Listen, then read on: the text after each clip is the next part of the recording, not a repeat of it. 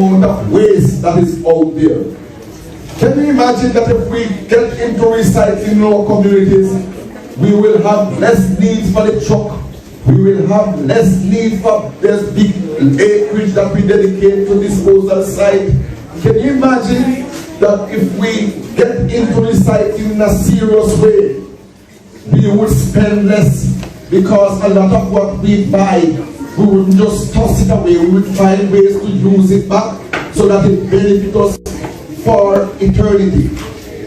Yes, when you turn a plastic bottle into a flower pot, you can have that flower pot and you can use it for as long as you want. And when you're old, you can leave it to your grandchildren, because how much of you know that plastic don't break down so easily? So depending on who you talk to, plastic could be around for 1,000 years before it fully breaks down. In other words, since me born, I am 60 years old. If a plastic bottle was given to me at birth, that plastic bottle will still be young and fresh, even though I'm aging.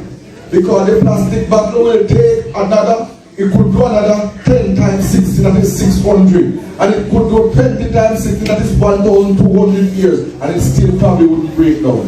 Because plastic is very, very tough. It is by nature one of the hardest substances to break down, the plastic. Did you know that? Yes, which is why we don't toss plastic around. Because when you toss plastic out there and you think you've gotten rid of the plastic, it's not true. The plastic torments you. The plastic go here and stay into the environment. And that plastic bottle is the same thing that wash up when the rain falls. You see it swimming in the water. Plastic can swim. And it's swimming in the water. And then it go down and it clog up the drain. That drain that gets clogged is what caused the flooding. And the flooding come and it wash up the people, them furniture out of them house. It even wash the picnic.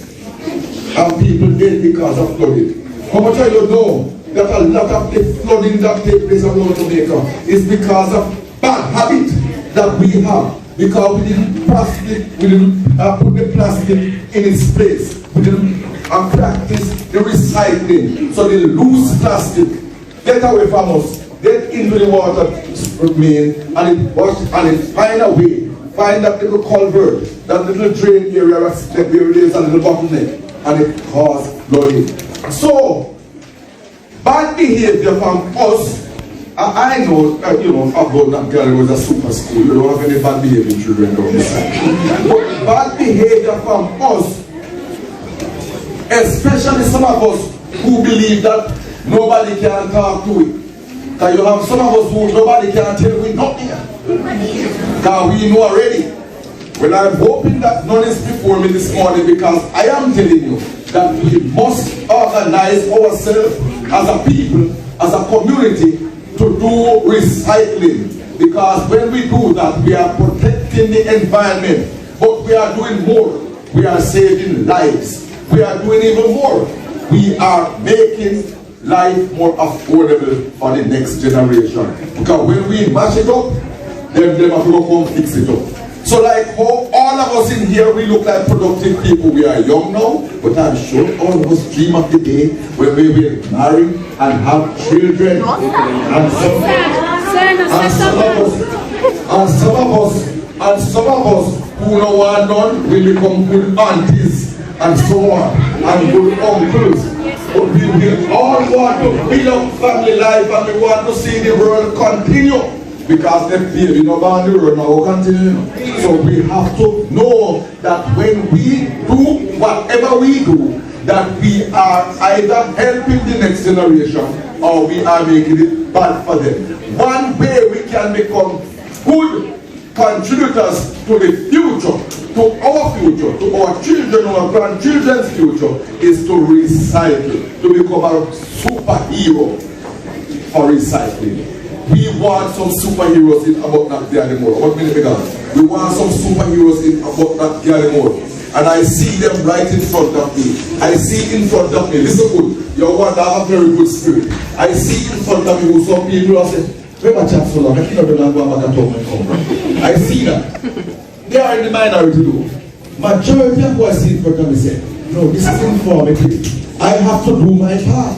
I have to play a part to make sure I protect the environment. I don't want my bad action to cause flooding and to have the children washed away and people's furniture get damaged in flood water and all that. I want to play my part. I'm going to be a superhero for the environment. I'm going to go here and I'm going to do recycling. I'm going to put plastic in its place. I'm not going to toss a plastic bag on anything that I eat. I'm going to find a bin and I'm going to dispose of it responsibly.